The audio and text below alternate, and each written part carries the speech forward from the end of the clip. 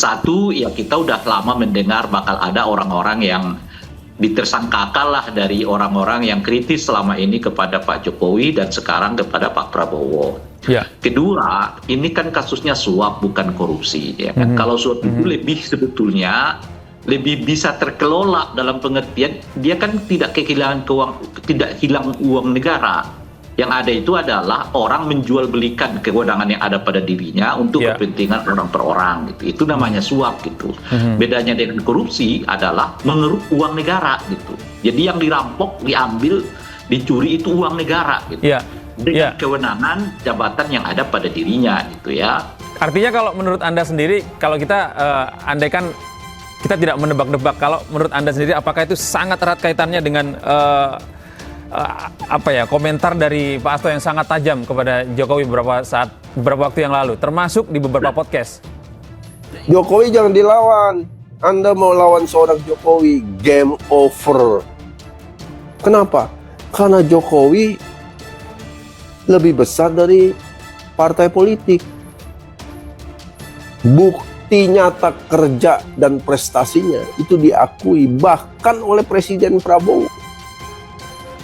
Jadi kalau Anda hari ini masih terus mengatakan yang tidak baik, menyombongkan diri, yang akan meruntuhkan PDIP itu bukan Jokowi, bukan Prabowo, bukan siapapun di Indonesia ini yang bisa meruntuhkan partai politik PDIP.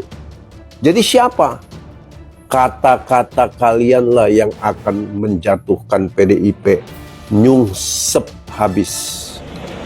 Bahkan kalau kita mengatakan kita ingin memberantas korupsi, kita malah ditertawakan.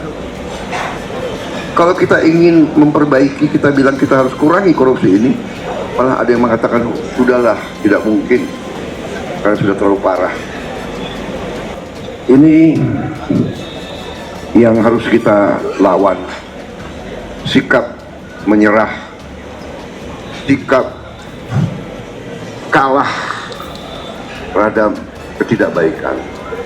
Ya kita ini kan peringatan dulu ya, stop, hentikan, stop praktek-praktek semacam itu, segera stop. Kalau tidak stop, ya lihat aja apa yang terjadi nanti. Kalau menurut kami ini adalah intimidasi dari Ketua Umum PDIP Megawati Soekarno Putri yang bilang kalau Hasto ditahan atau ditangkap oleh KPK dia akan datang ke sini.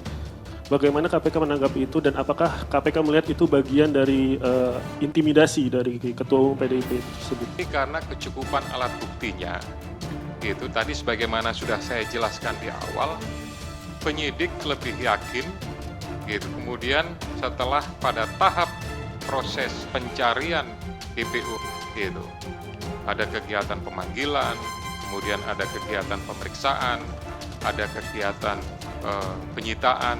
Nah, disitulah kemudian kita mendapatkan banyak bukti dan petunjuk yang kemudian menguatkan keyakinan penyidik untuk melakukan tindakan, ya tentu melalui proses tahapan-tahapan sebagaimana yang sudah diatur di Kedeputian Penindakan, baru kemudian diputuskanlah ya terbit surat perintah penyidikan. Gitu. Jadi Rumah Sekretaris Jenderal atau Sekjen PDIP dijaga oleh Satgas Cakrabuana usai disebut menjadi tersangka oleh Komisi Pemberantasan Korupsi atau KPK pada Selasa 24 Desember 2024. Pantauan jurnalis Tribun Bekasi di lokasi sekira pukul 11.17 WIB, kediaman Hasto yang tembok dan pagar berwarna putih yang nampak sepi dari aktivitas.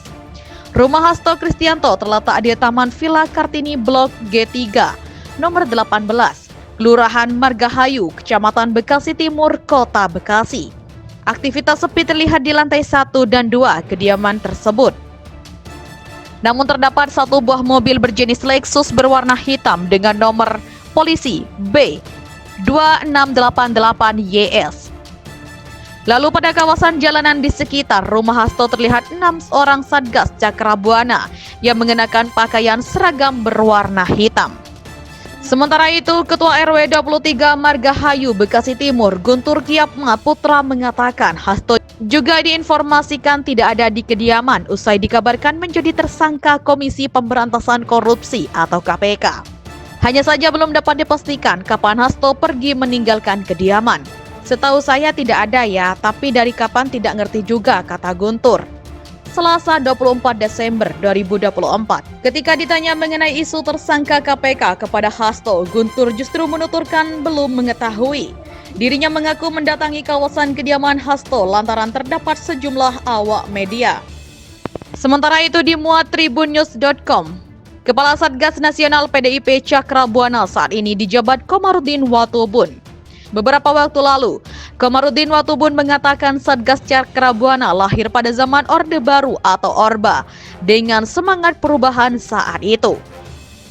Tujuan dibentuknya Satgas Cakrabuana adalah menjadi garda bangsa sebagai upaya mendukung penguatan organisasi ketahanan negara.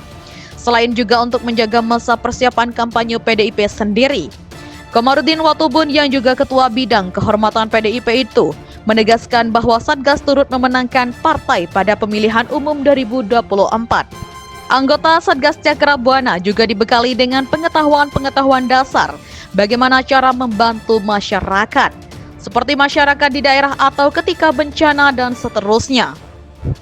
Mereka juga digembleng dengan kedisiplinan selama pembekalan yang dilakukan. Komarudin juga mengatakan bahwa anggota Satgas Cakrabuana direkrut dari mulai latar belakang pendidikan rendah yang belum memiliki pekerjaan tetap. Menurut Komarudin, mereka adalah potensi bangsa yang harus dilembagakan. Satgas ini mampu membangkitkan potensi partai sebagai sarana untuk berjuang bagi kesejahteraan rakyat. Lebih lanjut, Komarudin mengatakan lahirnya Satgas Nasional PDI Perjuangan Cakrabuana ini merupakan sebuah perjalanan yang cukup panjang. Secara harfiah, cakra berarti senjata dan buana berarti dunia. Jika dikaitkan dengan misi sebagai bagian dari PDIP, maka Cakrabuana merupakan satuan tugas PDIP yang akan selalu menjadi senjata partai di dalam menjaga harkat martabat dan kedaulatan NKRI. Melansir dari pdipperjuangan.id, Sekretaris Jenderal PDI Perjuangan Hasto Kristianto menegaskan bahwa Satgas Cakrabuana dinyatakan siap untuk menjadi benteng pertahanan bagi Pancasila maupun NKRI. Menurut Hasto, Satgas Cakrabuana hadir pada masa sulit ketika Ibu Megawati dihadang kekuasaan otoriter yang membatasi ruang geraknya. Saat itu kekuasaan otoriter mengancam keamanan serta keselamatan Megawati dan partai.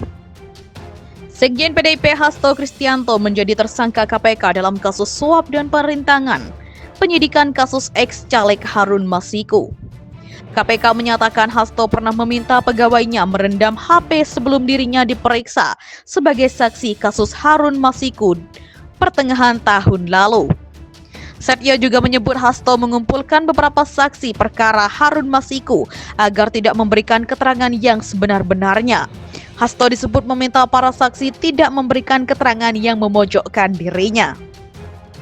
Saudara HK mengumpulkan beberapa saksi terkait dengan perkara HM dan mengarahkan memberikan doktrin, memberikan penekanan agar saksi tidak memberikan keterangan yang sebenarnya, tidak melebar dan tidak memberikan keterangan yang memojokkan kepada yang bersangkutan, ujar Setio.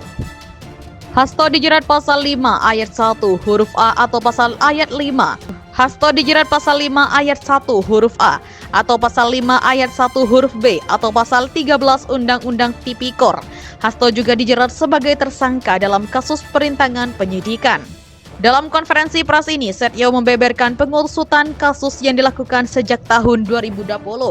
Dia menyebut ada 3 orang yang telah diproses hukum hingga divonis bersalah, yaitu Wahyu, Agustiani, Tio, dan Saiful. Sementara itu, Harun Masiku masih buron. Dia kemudian menjelaskan peran Hasto Kristianto. Dia mengatakan kasus ini berawal saat Hasto menempatkan Harun di Dapil Sumsel 1. Dia menyebut Hasto berupaya agar Harun Masiku menjadi anggota DPR lewat PAW. Dia mengatakan Hasto meminta MA memberikan fatwa dan mengusahakan agar caleg yang seharusnya masuk DPR lewat PAW, Rizky Aprilia, mau diganti dengan Harun Masiku. Bahkan surat undangan pelantikan Rizky ditahan oleh HK, ujar Setio.